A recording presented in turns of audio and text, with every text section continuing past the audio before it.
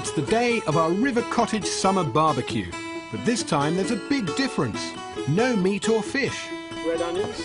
What we have got are loads of lovely vegetables and a fantastic device to cook them on. Give it a turn. Gil's chum Andy the blacksmith has cleverly transformed our oversized chicken roasting spit into a fiendish cooking contraption. Stop it, we can lock it off.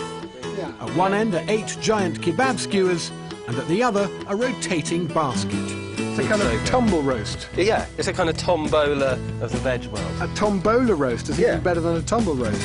And we're hoping it'll give our veg the edge to win over a hungry crowd who may very well be expecting meat. Well, it definitely looks the part. Doesn't it? And you know what, I'm raring to try cooking on it. Well, I'm pretty excited about it. Is it going to do the job, though? Look, if it doesn't succeed, it will be a heroic failure. I reckon we're veg pioneers, which is just how it should be this summer. We're loading up the skewers with chunks of courgette, fennel and baby onion.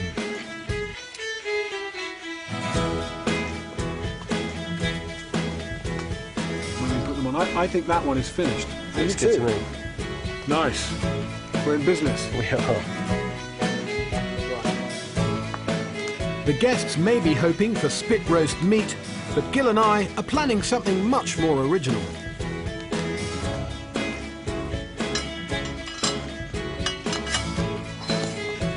Oh, they fit really nicely. Prettier than a pig. That's good, isn't it? Happy with that. And for the tombola, we're mixing parboiled new potatoes with whole garlic cloves, shallots, more fennel and plenty of olive oil and rosemary. Why not? Yes. That looks about right, doesn't it? It does. Yeah. It really goes in nicely. Nice design. Outrageous. Yeah. The skewered veg get a regular basting with Gil's herby marinade. We've got basil, parsley, olive oil. While the guests whet their appetites, I've just time to put together another dish to help calm the carnivores. Halloumi cheese. I've marinated it in a mixture of mint, chilli, garlic and a smidge of honey. And when that goes on the barbecue, it'll get all soft and melty and a little bit burnt, and that's going to satisfy anybody's craving. It's almost meaty.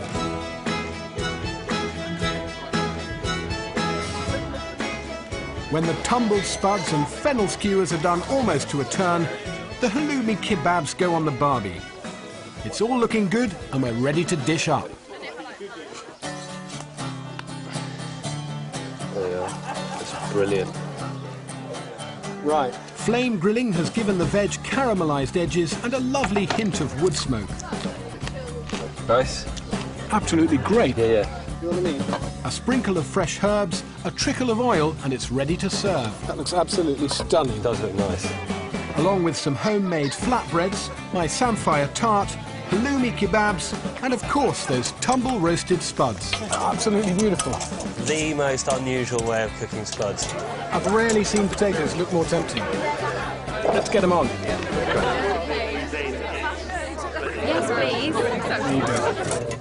Samphire tart. Thank you very much. Some spuds. Yes, please. Maybe a trickle of tahini dressing on your grilled veg. One thing's for sure, no one's going hungry. And a slice of samphire tart. You've got spuds with a bit of courgette bonus. Excellent. Splendid. And so far, no complaints about the total lack of flesh. But there's always one, and ironically, it's Ali who's been growing all this lovely veg. Is there no meat? There's no meat, no. You had the last of the meat when you ate my bacon sandwich. Your bacon sandwich? There is, however, a samphire tart. Wow. It's got cheese and eggs and all sorts of filling things. Yeah, thank you very much. There's no bacon in there, though. There's no bacon, but this grilled cheese, a really kind of chewy, toasted cheese, that's got a salty tang, every bit as good as any bit of bacon. Lovely job. This is beautiful. It's just like so many delicious flavours. It's marinated in some beautiful herbs and just stunning. You never get anything like that, which is just so all your taste buds, everything. Oh, it was great. Look, I'm babbling. It's that nice. It wasn't an easy decision to push ahead with our vegetable-only barbecue, but I reckon it was definitely the right one. I have to admit, I was really quite anxious about catering for this party without the known strengths of fish and meat to absolutely guarantee that everyone was going to be happy. It's been an adventure. It's been a challenge, but I honestly think it's been a success. And it's definitely making me feel that doing without meat and fish for a while isn't really going to be such a penance. In fact, it's going to be a bit of an adventure, and I'm looking forward to more of it. Next week, I'll be barking up the wrong tree in search of protein, This isn't such a good way of getting the nuts. meeting a man who lets weeds dig his garden, Somehow, to me, that's then no longer a weed, it's a useful plant. and finding out why small veg is beautiful. That is extraordinary. Oh, Mark. And that's at the same time next week.